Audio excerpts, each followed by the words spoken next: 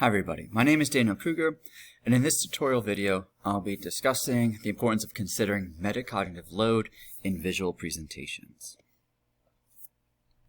So you want to consider metacognitive load when balancing the degree of complexity with what is achievable and educationally desirable. We see that it's easy to overload the working memory of our students, and that's what we want to try to avoid. The first thing you got to consider is the relevance of what you're presenting to your students. All right, so you have to think about why it's important. You have to think of the characteristics of the learners. So who are the learners?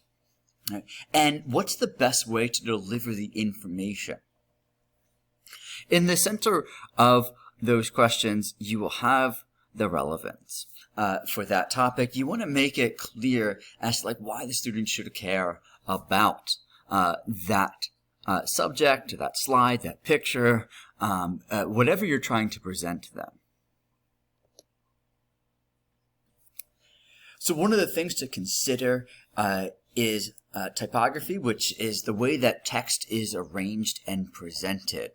You see, I have this slide divided into two halves, where one half on the left here is very, very clear. Right, I have readable sentences that talks about what typography is, and asks you to consider font, size, color, and effects for your text.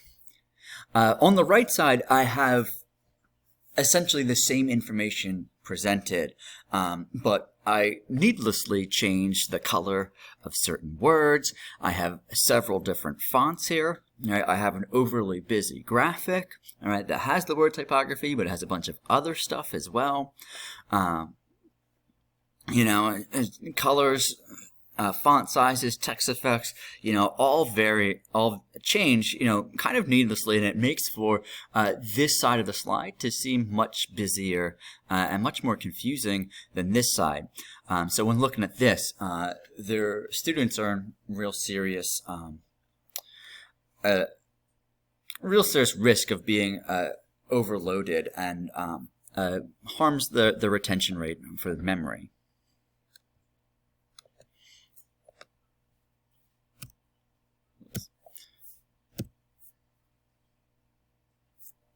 Next, you want to try to avoid the needless eye candy, bullet points, and jargon. This is from Melissa Marshall's presentation. One of my favorite things that she said were bullets kill, which they do, and they also kill presentations. And I'm definitely guilty of creating presentations that are death by bullet points. So it's actually very hard for me to write this presentation without the instinct of just going to bullet pointed ideas. But readable sentences is much better than just a bunch of bullet points. All right. Here, GIFs, are definitely engaging, but they might also be equally as distracting for the students. So here is a GIF of just some needless eye candy that students are going to be paying attention to instead of anything else that is on this slide that's of importance. And then, as a science teacher, avoiding jargon is something that's very, very important. And, you want to say, temporal instead of time and spatial instead of space. Just because, it makes you sound smarter and it sounds cooler and like it belongs in science. But really, you're just kind of making your explanations a little bit more complex, and you're doing it, again, needlessly. So say time instead of saying temporal, right? Or say space instead of saying spatial, right? You want to make everything as simple as possible without it being oversimplified. When you're choosing media, researchers have found that if you have an animation, right, students actually retain less when that animation is explained with text over here. All right, so from this animation, we can see that DNA is a double helix shape, and they contain the following elements with nitrogen, phosphorus, carbon, hydrogen, and oxygen, which are all color-coded in this animation. And then the nitrogen, which is blue, is always going to be found in the center. Right? But instead of listing all this information, how about, just say it, right? Just have this little animation of the DNA double helix, right? And tell the students what you want to know.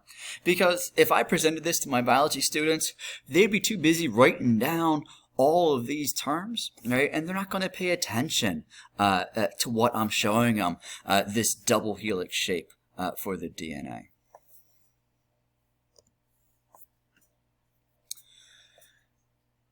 For this assignment, I chose a couple ISTE standards. The first standard was to explore and apply instructional design principles to create innovative digital learning environments that engage and support learning.